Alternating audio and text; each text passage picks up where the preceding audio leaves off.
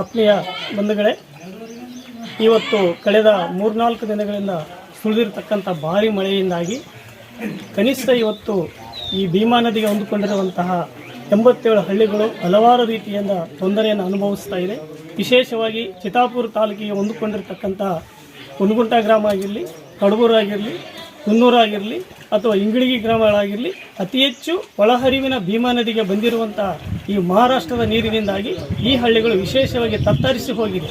ಹಾಗಾಗಿ ಈ ಹಳ್ಳಿಗಳಿಗೆ ವಿದ್ಯೋಪ ಹಾದಿಯಲ್ಲಿ ಪರಿಹಾರವನ್ನು ನೀಡಬೇಕು ಅಂತ ನಾವು ಸರ್ಕಾರಕ್ಕೆ ಒತ್ತಾಯಿಸ್ತಾ ಇದ್ದೀವಿ. ಇದರ ಜೊತೆಯಲ್ಲೇ ವಿಶೇಷವಾಗಿ ಇವತ್ತು ನಾವು ಕಡಬೂರು ಗ್ರಾಮದಲ್ಲಿದ್ದೀವಿ.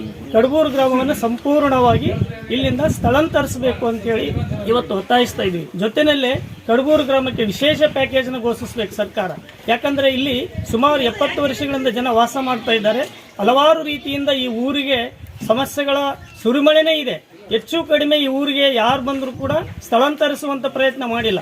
ಕೇವಲ ಈ ಗ್ರಾಮವನ್ನು ಸುಧಾರಣೆಗೆ ಮಾಡ್ಕೊಂತ ಪ್ರಯತ್ನ ಮಾಡ್ತಾ ಬಂದಿದ್ದಾರೆ. ಇವತ್ತು ಜನ ಬೇಸತ್ತು ಹೋಗಿದ್ದಾರೆ. ಜನ ಊರಿಂದ ಆಚೆ ಹೋಗ್ಲಿಕ್ಕೆ ತಯಾರಾಗಿಲ್ಲ. ಹಾಗಾಗಿ ಆಡಳಿತ ಮಂಡಳಿ ಇದ್ರ ಜೊತೆಗೆ ಸೇರ್ಕೊಂಡು ಇವತ್ತು ಸರ್ಕಾರ ವಿಶೇಷವಾಗಿ CM ಅವರ ಪ್ಯಾಕೇಜ್ನಲ್ಲಿ ಈ ಗ್ರಾಮವನ್ನು ಸ್ಥಳಾಂತರಿಸಬೇಕು ಅಂತೇಳಿ ನಾವು ಒತ್ತಾಯಿಸ್ತಾ ಇದ್ವಿ. ಇದ್ರ ಜೊತೆಗೇನೆ ವಿಶೇಷವಾಗಿ ಇವತ್ತು ಇಲ್ಲಿ ಸಣ್ಣ ಬ್ಯಾರೇಜ್ ಹೋಗಲಿ, ಆಮೇಲೆ ಇಲ್ಲಿ ಏನು ನಡೀತಾ ಇದೆ ಆ ಬ್ಯಾರೇಜಿಂದಾಗಿ ಇವತ್ತು ಒಳಹರಿವು ಸುಮಾರು 3 ಲಕ್ಷ ಕ್ಯೂಸೆಕ್ನಷ್ಟು ನೀರು ಹರಿತಾ ಇದೆ.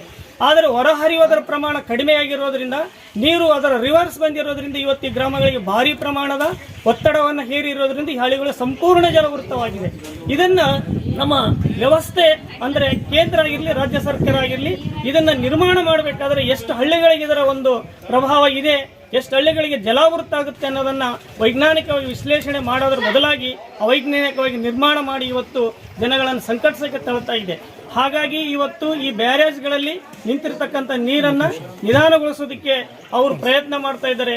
ಸಾಧ್ಯ ಆದಷ್ಟು ಅವರಿಗೆ ಪರ್ಯಾಯ ಘೋಷಿಸಬೇಕು. ಆಮೇಲೆ ಯುದ್ಧೋಪ ಹಾದಿಯಲ್ಲಿ ಇಲ್ಲಿ ರೋಗ ರುಜಿನಗಳು ಬರ್ತಾ ಇರೋದ್ರಿಂದ ತಕ್ಷಣಕ್ಕೆ ಇಲ್ಲಿ ವೈದ್ಯಕೀಯ ಶಿಬಿರಗಳನ್ನು ಹಾಕಬೇಕು ಅಂತೇಳಿ ನಮ್ಮ ಪಕ್ಷ SUCI socialist unity centre of India Veerabhadra park Gulbarga ಜಲಸಮಿತಿ ಪರಿಯಿಂದ ಒತ್ತಾಯಿಸ್ತಾ ಇದೆ.